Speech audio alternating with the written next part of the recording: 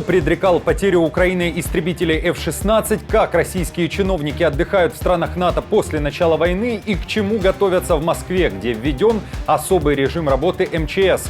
В эфире «Нехта» самые важные и интересные новости к этому часу.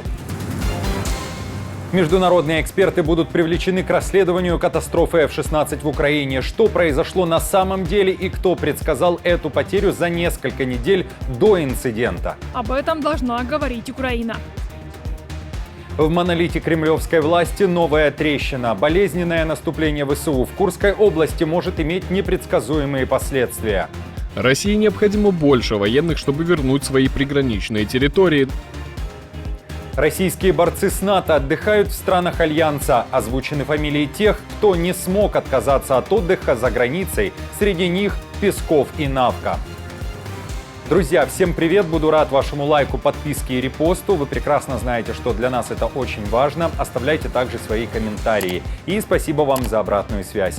Об актуальных важных событиях прямо сейчас начнем. Украинские дроны-камикадзе вновь пытались поразить военные объекты на территории России и оккупированного Крыма. Взрывы прозвучали в Брянской, Белгородской, Калужской областях, а также над полуостровом Украины. В РФ традиционно говорят, что потерь нет, а всего же ПВО якобы сбило 18 БПЛА. В частности, 4 беспилотника были замечены под Калугой, и по сообщениям пропагандистов, эти дроны направлялись к местному аэропорту. Отмечу, что в Калужской области находится один из военных аэродромов РФ – Шайковка. В Брянской области также расположены военные аэродромы, равно как и в Крыму. Тем временем РФ наносит удары не по военным объектам. Оккупанты атаковали город Сумы. По данным местной прокуратуры, прилетело по предприятию, которое занимается упаковкой детского питания и бытовой химии. Как минимум 9 человек были ранены. В рамках наступления на Покровск россияне проводят 2 тактические операции и сейчас пытаются окружить позиции ВСУ между Мирноградом и Гродовкой. О таком положении дел на линии фронта сообщают аналитики Американского института изучения войны. По их данным, одна тактическая операция проходит вдоль линии Новогродовка-Гродовка, которые находятся к востоку от Покровска, а вторая операция вдоль линии Селидово-Украинск-Горняк. Это уже юго-восток от Покровска. Российское военное командование, вероятно, рассматривает эти операции как необходимость для начала интенсивного наступления на сам Покровск. Кроме того, РФ, вероятно, стремится расширить и стабилизировать южный фланг своего выступа в этом районе, чтобы не дать украинским войскам поставить под угрозу успехи, которые достигла армия РФ в ходе ее наступления в 2024 году.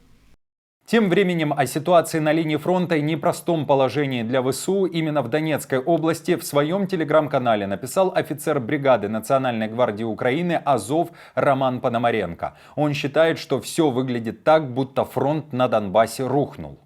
Оборона ВСУ дезорганизована, войска уставшие, ослабленные, а немало подразделений деморализованы. Русские не прорываются глубоко только потому, что их войска так же истощены, как и наши. Однако они сохраняют значительное количественное преимущество и имеют безграничные запасы боеприпасов. Поэтому их наступление продолжается, и остановить его мы пока не можем. Причина не в операции ВСУ в Курской области. Сотрудников Московского управления МЧС перевели на усиленный режим службы. Он начался 26 августа и может продлиться до 9 сентября. О странной подготовке, в частности о переводе сотрудников на 3-сменный график, вводе резервных смен, техники, выставлении караулов, об этом сообщают российские пропагандистские телеграм-каналы. База пишет, что вся техника и люди должны быть готовы к работе.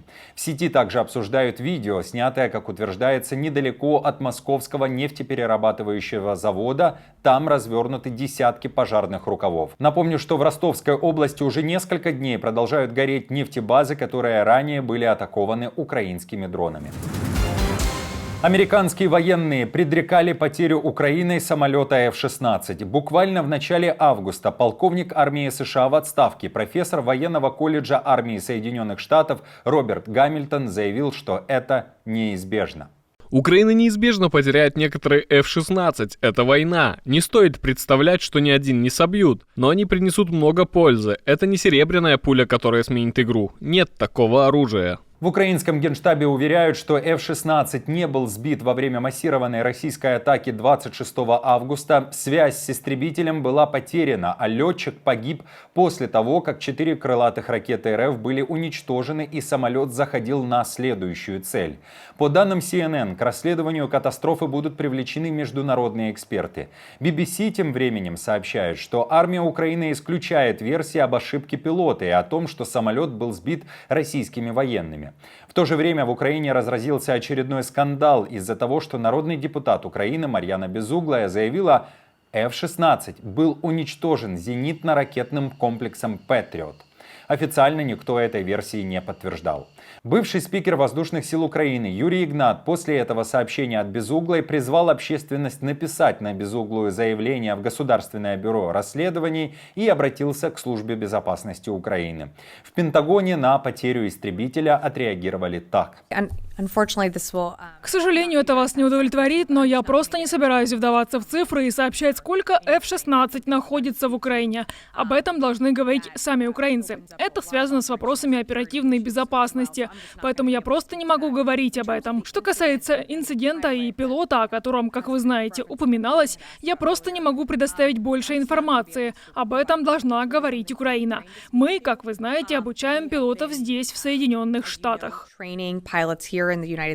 Ранее команда Нехта сообщала, что россияне охотятся на F-16 в Украине. Наши источники утверждали, что одной из задач, которая стоит перед российскими военными, является угон F-16 и вербовка украинского пилота. Кроме того, по данным военных аналитиков, которых мы опросили, во время обстрелов со стороны РФ Украина поднимает в небо свою боевую авиацию, чтобы защитить ее от уничтожения на аэродромах.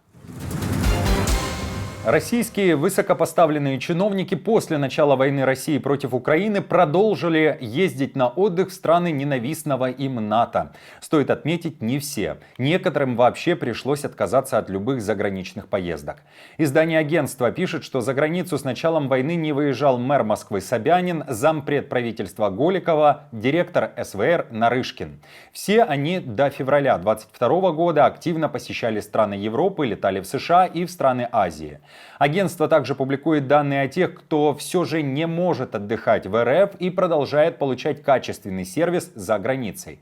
Итак, Николай и Дмитрий Патрушевы побывали в Узбекистане, Омане, Абхазии, Мозамбике. Бывший охранник Путина Дюмин в Европу не летал, утверждает агентство, однако побывал в Турции, которая является членом НАТО. Пресс-секретарь Путина Песков тоже не смог без турецкого all-inclusive, равно как и его супруга Навка. Любительницей отдыха в Объединенных Арабских Эмиратах стала дочь Шойгу Ксения, сообщает агентство. А как вы считаете, почему патриоты РФ и их дети не могут обойтись без роскошного отдыха за границей, в том числе в стране Североатлантического альянса, который, по их же мнению, стремится напасть на РФ? Напишите, пожалуйста, об этом в комментариях. Тревогу и ярость вызвал арест Дурова у российского военного командования. Такая реакция вполне ясна, пишет Wall Street Journal. Авторы издания отмечают, что фактически все российские военные пользуются телеграммом в военных целях. А после ареста основателя мессенджера военнослужащие и работники спецслужб опасаются, что их данные окажутся либо в открытом доступе, либо же в руках западной разведки. В то же время Макрон накануне опроверг информацию прессы о том, что Дуров прилетел во Францию к нему навстречу. Говорит, что не знал вообще ничего о маршрутах основателя Telegram. Помимо этого, Макрон рассказал, как дал Дурову французское гражданство. Наконец, что касается натурализации Дурова, то это действительно решение, которое мы приняли в 2018 году, если я правильно помню, и я полностью поддерживаю его. Это решение было принято в рамках продуманной стратегии, позволяющей мужчинам и женщинам, будь то артисты, спортсмены или предприниматели, которые прилагают усилия к изучению французского языка и вносят вклад в богатство инноваций нашей страны, а также получают международное признание, получить французское гражданство по их просьбе. Я сделал это для господина Дурова, который, кстати, нашел время выучить французский язык. Курская операция ВСУ стала еще одной заметной трещиной в и без того хрупком кремлевском монолите.